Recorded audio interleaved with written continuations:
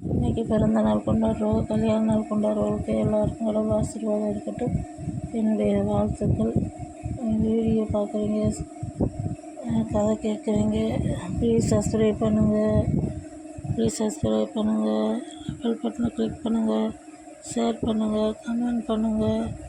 இன்றைக்கி கதை, முட்டாளிடம் எப்படி பேசுவது. அக்பர் ஒரு நாள் பீர்பாலிடம் பேசி கொண்டு இருக்கும்போது, முட்டாளிடம் பேசுவது எப்படி என்று கேட்டார்.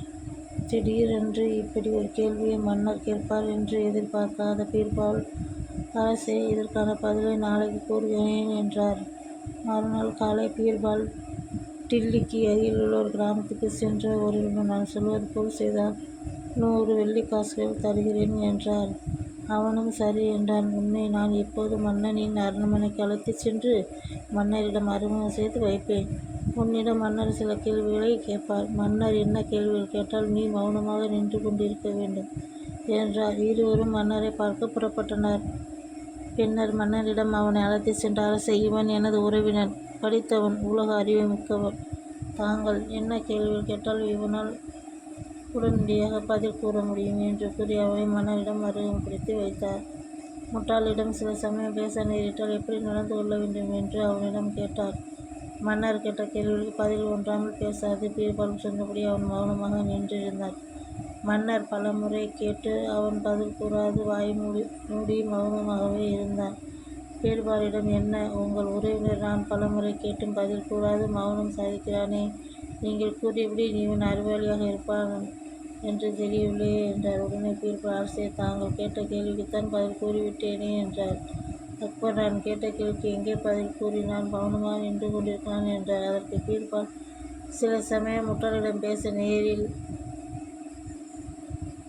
நேரிட்டால் மௌனமாக இருக்க வேண்டும் என்பதுதான் இப்போது பேசாது வாய் மூடி மௌனமாக தெரிவிக்கின்றான் என்றார். முட்டாளுக்கு உதாரணமாக தன்னை பற்றி அல்லது எதனை பற்றி அவர்கள் பேசினாலும் அவர்கள் தக்க பதில் கூற முடியாது.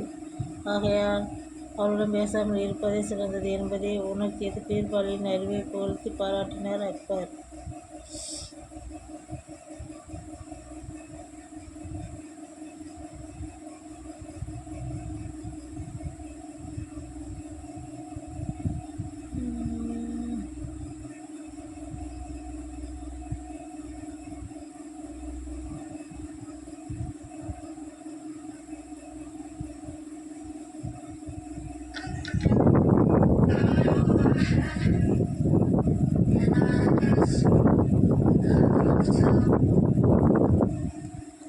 அடுத்து இன்னொரு சிறுகதை. ஆகாயத்தில் அழகிய மாளிகை.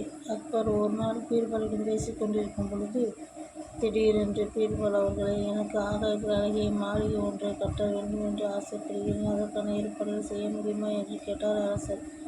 பீர்பால் மன்னரிடம் எப்படி முடியாது என்று கூறுவது என்று தயங்கியபடி, முயன்றால் முடியும் மன்னா என்றார். எவ்வளவு செலவானாலும் பரவாயில்லை, அதற்கான ஆக்கப்பூர்வமான வேலைகளை இறங்கி சீக்கிரம் முடியுங்கள் என்றார். இந்த வேலை முடியாது என்பதை மன்னரை உணர்ந்து கொள்ளும்படி செய்ய வேண்டும் என்று மனதிற்குள் எண்ணிக்கொண்டான் பீர்பால். அரசே, அதற்கான முன்னேற்பாடுகளை செய்வதற்கு 3 மாதம் ஆகும். அதற்கு பின்னர் தான் கட்டிடம் கட்ட முடியும் என்றார். பீர்பால், தாங்கள் கூறிய ஏற்பாடுகளை செய்யுங்கள் என்றார் அக்பர். பீர்பால் வேடன் ஒருவனிடமிருந்து சில கிளிகளை வரவழைத்து கிளிகளை ஒரு கூண்டில் அடைத்து அதற்கு சில வார்த்தைகளை பேச கற்றுக் கொடுத்தார். மன்னரிடம் ஆகாயத்தில் மாளிகை கட்டும் பணிக்கு ஆட்களை திரட்டி வர வெளியூர் சென்றிருப்பதாக பீர்பால் மன்னருக்கு தகவல் அளிக்கிறார். 3 மாதங்கள் முடிந்தும் அரண்மனைக்கு வந்து அரசனை சந்தித்த பீர்பால், ஆகாயத்தின் அழகிய மாளிகை கட்டுவதற்காக தேவையான ஆட்கள் அனைவரும் தயாராக உள்ளார்கள். அவர்களை நீங்கள் வந்து பார்வையிட்டால் வேலையை தொடங்கியுள்ளார் என்றார் பீர்பால். உடனே மன்னர் பீர்பாலுடன் புறப்பட்டு சென்றார். கிளிகள் உள்ள அறைக்கு சென்றனர். அந்த அறையில் அரசரும் பீர்பால் மட்டுமே இருந்தனர். அரசரை பார்த்து கிளிகள், சுண்ணாம்பு கொண்டு வா, செங்கலை கொண்டு வா, சாரத்தை கட்டு, கல்லை இந்த பக்கம் போடு, சுண்ணாம்பை பூசி என்று ஒவ்வொன்று பேச ஆரம்பித்தது. பீர்பால், இது என்ன என்றார். மன்னர் பெருமானே, என்னை மன்னிக்க வேண்டும். ஆகாயத்தில் கட்ட பறவைகளால் தான் முடியும். அதனால் ஆகாயத்தில் மாளிகை கட்டும் வேலையை இப்போது ஆரம்பித்து விடலாமா என்றார் பீர்பால். அக்பரும் ஆகாயத்தில் மாளிகை கட்ட முடியாது என்பதை புரிந்து கொண்டார். நடக்க முடியாத விஷயம் என்பதை நாசுக்காக நமக்கு உணர்த்தியிருக்கிறார் என்பதை புரிந்து கொண்டு புன்னகைத்தார் அரசர். பீர்பால் கிளிகளுக்கு கட்டிடம் கட்டும் தொடர்பான வார்த்தைகளை சிரமப்பட்டு கற்றுக் கொண்டிருப்பதை கற்றுக் கொடுத்திருப்பதை எண்ணி பீர்பாலை மனதார பாராட்டினார். நீதி: எந்த செயலையும் செய்யும் முன் சாத்தியமாகுமா என நன்கு ஆராய்ந்து முயல வேண்டும். முடியாததற்கு ஆசைப்படக்கூடாது. Thank you friends. ப்ளீஸ் சப்ஸ்கிரைப் பண்ணுங்கள், ஷேர் பண்ணுங்கள், கமெண்ட் பண்ணுங்கள், பெல் பட்டனை கிளிக் பண்ணுங்கள். தேங்க்யூ.